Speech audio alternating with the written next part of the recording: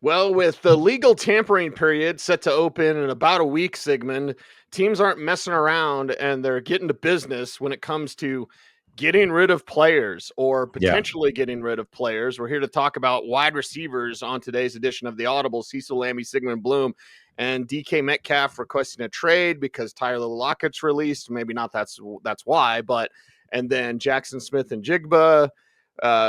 What did he tweet out? Like, what WTF? Sorry, Joe. So, like, Mm-hmm. yeah, Seattle's making some changes, and well, JSN seems to be the only one left standing. Right. See, so we know that under Clint Kubiak, the run is going to be the focus of the offense, but this might be taking a little bit too far. Tyler Lockett, let's just start there. See, to say that this is far beyond anybody's highest expectations for his career. Yeah, he leaves the Seahawks as an all-time great. Only Steve Largent has more catches, more receiving yards, more receiving touchdowns. If you say Seattle Seahawks and Steve Largent, and that's the only name above Tyler Lockett, yeah, Wow. what a career. What a career for Mhm. Tyler. Didn't get a ring, joined them after they got the ring, but an all-time great Seahawk. Look forward to his Ring of Honor or whatever they call it up there, his ceremony. But DK Metcalf now, he wants a new contract, and I would guess that they've decided in-house that they're not going to give him that new contract. They're not going to give him another contract at $30+ million a year. So Diana Rossini reports a first and a third. And that's crazy. Well, but what you're putting out there is basically something like the AJ Brown contract. I mean, these guys were teammates, remember, back at Ole Miss. And while they might not get that, that certainly means that they'll get the most they can get if someone gives a second, maybe a second plus. And then looming in the background here is T. Higgins, because the report is that Ari Meyerhoff says they're not even close. And that's whether you're talking about Jamar Chase or T. Higgins or Trey Hendrickson, the Bengals aren't close. So if the Jamar Chase situation extends into the summer, which it probably will, you have a July 15th deadline for the Bengals to sign T. Higgins. Now, you're looking at a first and a third for Metcalf. Maybe a second for Higgins doesn't look so bad. Maybe the Bengals realize they're not going to get all three of these guys signed. So lots of moving parts here, Cease. And another part of this is a weak free agent class. You know, we're going to talk about some other wide receivers, but you're not going to get somebody in the prime of their career like DK Metcalf in free agency. You're going to get Stephon Diggs coming off of an injury, or Davante Adams, spoiler alert, coming off of a down year and in the decline phase of his career. So will someone pay the price for DK Metcalf? I don't know, but it wouldn't be surprising, and it might not even be a bad decision. Yeah, we'll see what happens there. And the draft class it's so strong at tight end, it's so strong at running back, so strong at defensive tackle. Not really that strong at wide receiver. There's some guys, there's some favorites. I was talking to our buddy Chad Ryder last week in Indy, and he was like, this is a double draft. So double draft this year. But even then, Sigmund, the wide receivers aren't great, Bob.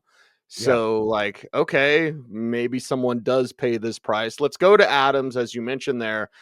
I mean, really, none of these moves or this news we're talking about should come as a surprise to any of the fans of the teams, of the players of they used to be on, like Davante Adams with the Jets. Oh, man, they let him go. Nobody's shocked. The other guys that we're going to talk about, nobody should be shocked. Even the DK stuff, like that had been rumbling around, and Tyler Lockett we knew wasn't going to be there forever. We'll see where he goes. I'd say the Commanders could use a guy like Tyler Lockett. That'd be pretty cool. But let's talk Davante Adams again. Not surprising that he's gone. No, he was due $35 million. That was an untenable number for Davante Adams at this point in his career. And I guess we have to again remind folks how Aaron Rodgers leaves damage, destruction in his wake, as they gave up a second-day pick to get Davante Adams and not really change the trajectory of their season, of their franchise last year. Again, what we're hearing is Adams wants to go back to the West Coast. So the Rams, the Chargers, that's a connection a lot of people are making, maybe even the 49ers, who also have been in the news themselves trading away Deebo Samuel, and Brandon Ayuk may be available. Now, they have some spending concerns, and I don't know if Davante Adams is going to be compatible with that. But hey, maybe Davante Adams only ends up signing a deal for $10 or $12 million, a prove it type deal. And, again, these moving parts, Chris Godwin enters into this picture, although almost all signs point to him returning to Tampa. So Davante Adams may be one of the one of the prizes of free agency, and maybe a surprise if a team that isn't one of his preferred teams does step up and give him that money. But yeah, there's going to be a lot of wishful thinking when we look at these free agent wide receivers or the receivers that are available for trade, if you're willing to pony up the money and the draft picks to get them. Right. Money and draft picks. And with Davante, where does Aaron Rodgers go? You know what I mean? That's it. Where's Rodgers going? And well, then we have the conversation of, does Adams follow him again? Right, which would be funny, especially if they ended up with the Raiders. Davante Adams back with the Raiders. That would be something. It would be entertaining. It's funny. See, we even talk about Sam Darnold, but the Jets seem like it would be a natural pairing for Darnold, but obviously that's not going to happen. So yeah, some awkward reunions maybe. But the Giants are the other team that comes up with Rodgers, right. Mm-hmm. and why it makes sense is we're seeing more and more this idea, and see, it reminds me back when you and I were doing draft guys 20 years ago. People say, well, you're not going to get fired if you're wrong. That's not a bad thing, because when NFL decision makers are making decisions to keep their jobs, you have Joe Shane and Brian Dable saying, well, if we don't reset the clock or we don't do something, this is our last year. Maybe last year should have been our last year. So that's where you get a desperation trade up for Cam Ward to number 1 to the Titans. That's where you get bringing in Aaron Rodgers. Again, let's see what kind of destruction he can wreak on the Giants franchise. Maybe get them to overspend on Davante Adams. Maybe frustrate Malik Neighbors, right? Let's see how many people we can make unhappy in an attempt to keep our jobs. So Giants, Rodgers, yeah, it could happen. Yeah, it could happen. It also could happen with Los Angeles, because reports coming in this morning that there's a small chance Cooper Kupp stays. Okay, Bloom. Is that just because no one wanted to give up anything for him in trade? Right. Maybe you had the window. Maybe Washington would have given up something, but they gave up the 5th round pick to get Deebo Samuel. So yeah, you look around the league and you wonder, where does it make sense for Cooper Kupp to land, or where does it make sense for him to land at an elevated price tag? And where the 49ers were able to get some sort of draft pick compensation, even though Deebo Samuel was due $15.4 million roster bonus coming up later this month. Cooper Kupp, is he less useful than Deebo Samuel? I don't know. I will say that before Deebo Samuel had pneumonia last year, he didn't look like the shadow of himself he looked like after pneumonia. So hopefully that restores him. I don't know what the hope is for Cooper Kupp, because we've seen him as a player in decline, both with injuries and his ability to impact the game. And yeah, maybe by default he does come back and he is the most use and most value to the Rams, because it doesn't seem like a lot of teams see value in him right now. Yeah, and that's where streets are cold, man. If we look, a week ahead of free agency, I really feel bad for free agent running backs, because oh boy, that's going to be tough. But streets are cold for these wide receivers as well, and I think we're seeing that, and maybe the Rams are just seeing that with Kupp. Yeah, and see, I think we brought up earlier in the show a really important point about the kind of receivers you can get in the draft, or the quality of the receivers in the draft. Even if we are going to look at the quality of this draft, and as far as wide receiver, it's players that can play a similar role to Cooper Kupp, right? The slot receiver, that receiver is not hard to find. Now, if you want a big rugged X, maybe there's Ted McMillan, but I don't think there's a consensus that he's the number 1 receiver in this class. And I think teams that want that impact X receiver are going to look at T. Higgins, are going to look at DK Metcalf as an alternative if they're willing to spend the money, as someone they know what they're going to get. So with Cooper Kupp, it's almost the opposite. Why get Cooper Kupp in decline when there's any number of wide receivers you can get, Luther Burden or Mecca Ekbuka, that are ready to hit the ground running and continue to increase their impact, instead of Cooper Kupp, where the impact is diminishing and might be very small. Well, and I wonder why. And the Deebo thing, it has many connections, of course, with Adam Peters, former Sure. 49ers executive, now GM of the Commanders. But you mentioned Luther Burden. Isn't he the new Deebo? Right. And Right. for the first time, who had this? Somebody had this the other day. For the first time since the merger, a week before the start of the free agency period, every team has their first round pick. Yeah. Every team Yeah. has their first round pick. So if you're the Commanders and they're picking, what are they, 26? Whatever, 28th, 29th, 28. 30th. Yeah, Yeah. yeah. So they're in there. You didn't think you get Luther Burden? Yeah. You got Right. feelings that Burden could go before that. Maybe he could. Maybe he should. I believe Ted McMillan is the best receiver in this class. But either way, some younger options. So with the Commanders and the Samuel thing, oh, you didn't want the new Deebo? You wanted the old Deebo. Why are we talking about old stuff, Bloom?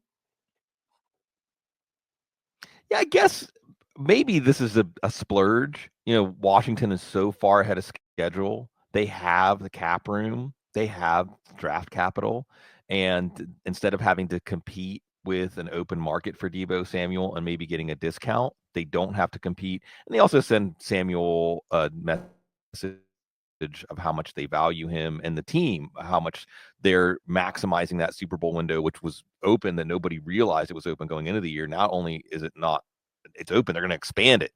And the other thing we'll say, just to put a bow on this Deebo Samuel Commanders talk, is if there was a team, if there was an offense that had a role, a Deebo Samuel shaped role, other than San Francisco, it is Washington and Cliff Kingsbury and the wide receiver screens and the short passes and Jaden Daniels' hyper accuracy in the short and intermediate game that we saw. So if Deebo Samuel still has impactful football left in him, it is in Cliff Kingsbury's offense that we're likely to see it. Yeah, and we'll see what happens this year. We'll see what happens with Christian Kirk. Again, nothing surprising. Entering this offseason, we all could have guessed, hey, Christian Kirk's probably not going to be with the team. They've got their wide receiver of the future. Let's see if they can fix Trevor Lawrence. I think that's the largest thing there, or just get more from him, because he's kind of meh. If we talk about young quarterbacks, now Christian Kirk not going to be there on the open market, and the streets may be a little warmer, a little colder. I don't know any sort of premonition about Christian Kirk's market, Bloom? Well, the Steelers come up. There's rumors that the Steelers and the Jags had some sort of understanding before Kirk broke his collarbone.